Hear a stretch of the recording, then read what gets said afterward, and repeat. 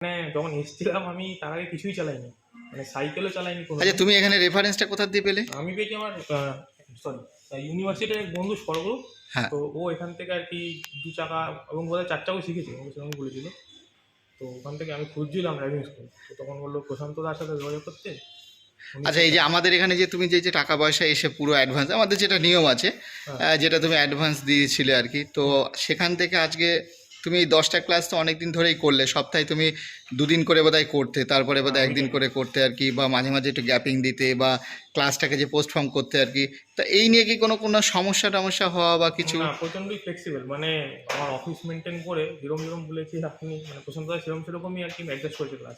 আচ্ছা, আজকে তোমার লাস্টের যে 10 দিনের আর কি যে ক্লাসটা, মানে তুমি কি ফিল করলে? মানে অ্যাকচুয়ালি অনেকের কনফিউশন থাকে যে 10 দিনের দাদা পজিশনটা কি হয়, তুমি অ্যাকচুয়াল পজিশনটা তুমি একটু এক্সপ্লেন করো যে হয়টা কি 10 দিনে, মানে স্টুডেন্টদের পজিশনটা। আমাদের এখান থেকে 10 দিন শিখে অনেকে দীঘা চলে গেছে, কিন্তু দীঘা গেছে, কিন্তু ওর যে ইউজ টু ব্যাপারটা সেইটা তুমি নিজে তো ফিল করছো যে হয়টা কি, মানে তুমিও চালিয়ে সব জায়গায় চলে যেতে পারবে দীঘা, কিন্তু হয়টা কি যে বাকি ক্লাস করতে হলে তখন যে আরও এক্সট্রা যে ক্লাস নিতে হয়, সেটা হয় তোমার গাড়িতে, না এখানে এসে আবার স্লট নিয়ে করে। এবার এই ব্যাপারটা একটু ভেতর থেকে একটু বলো তুমি, যেটা তুমি ফিল করছো।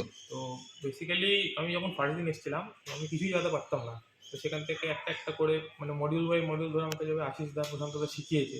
তো 10 দিন আমি মেন যেটা চেঞ্জ হতে পেরেছি যে এখন আমি গাড়িতে বসে গাড়ি চালাতে পারি এবং মানে মোটামুটি চালিয়ে নিতে পারি এবং ভালোই চালাই।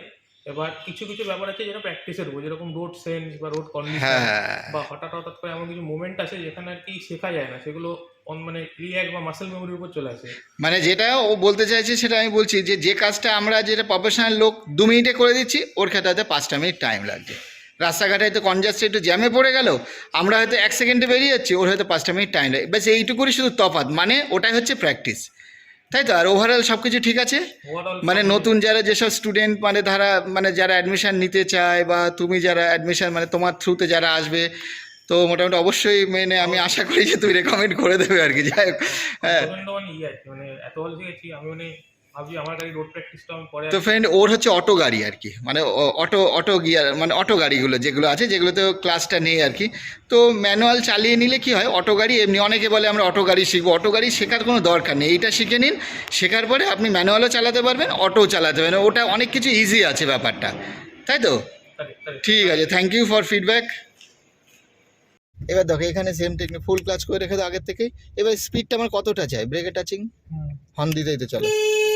হ্যাঁ, আরও হর্ন দাও, ছেড়ে দাও এবার, ক্লাস ছেড়ে দাও, মানে সেকেন্ড গিয়ারেই থাকলাম, তাহলে বেরিয়ে গেলাম, না হলে তোমাকে এর থেকে বেশি যদি তুমি ব্রেক ধরে রাখো, তাই তোমার ফার্স্ট গিয়ারে তখন দিতে হবে। এবার আবার তাড়াতাড়ি একটু রেস দাও, হ্যাঁ, ব্যাস এই হচ্ছে গল্প, তাছাড়া আর কিছু না। রাস্তায় চালানো এত আহামরি কিছু না, জাজমেন্ট ফাজমেন্ট তো ভুল হচ্ছে না তোমার, এগুলো সব ঠিক আছে। গিয়ার শিফটিং এর ওটাও প্র্যাকটিস হচ্ছে না। হ্যাঁ হ্যাঁ হ্যাঁ, ওইটা একটু প্র্যাকটিস করতে। এবার দেখো এগুলোকে স্ক্যানিং করতে হয়।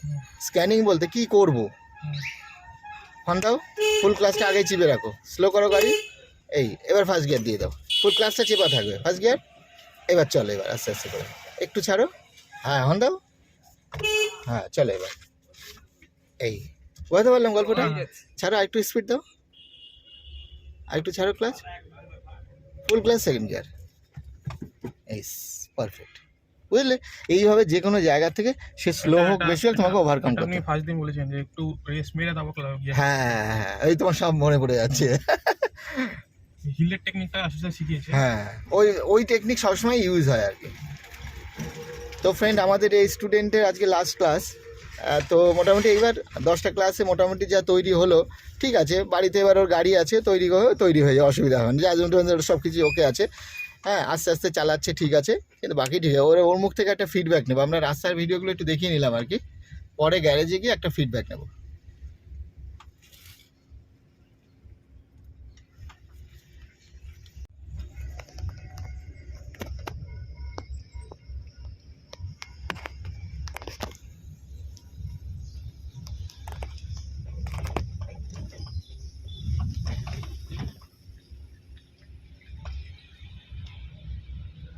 সিস্টেমটা এই জিনিসগুলো তোমাকে ইউজ টু করতে হবে, প্র্যাকটিসটা হয়। হ্যাঁ, শুধু প্র্যাকটিস, বাকি তোমার জিনিসগুলো যা করছো ঠিকই আছে। আর ভিডিও টিডিওগুলো দেখবে, ওখানে অনেক কিছু এক্সপ্লেন করা থাকে, তো ফুল ক্লাচ, হ্যাঁ। এবার দেখো তুমি শুধু ক্লাচই চিপলে, তুমি কিন্তু গাড়ির টাইমিংটা কমানে না। হুম। ক্লাস টিপলে কি আমার গাড়ির গতি কমবে? না, কমবে ঠিক না। আছে। তখন তোমাকে যে ব্রেকে টাচিং দিয়ে নিজে সেটিং করতে হবে যে আমার কতটা স্লো চাই। আবার ছেড়ে দাও, মানে ক্লাস ছাড়ো আর রেস দাও, মানে গাড়িটা ওখানে বেশি ডাউন হয়ে যাচ্ছে, তুমি রয়েছে কিন্তু সেকেন্ড গিয়ার, তোমার ধ্যান রাখতে হবে কিন্তু হ্যাঁ এইগুলোকেই খেয়াল রাখতে হবে। তোমার গাড়িতে সেম সিস্টেম। তোমার গাড়িতে কি হয়, তুমি বলতে পারো যে হ্যাঁ দাদা স্লো হয়ে গেলে কোনো ঝঞ্ঝাট নেই, না। রেস দিয়ে বেরিয়ে যাও, সেটা ঠিকই, কিন্তু তোমাকে জিনিসগুলো পারফেক্ট। এবার তুমি যদি এইসব গাড়ি চালাও তখন ওই দেখো এই হাত দেখাচ্ছে, ও ওই দিকেই যাবে আর কি, ঠিক আছে? ব্যাস এই হচ্ছে ব্যাপার।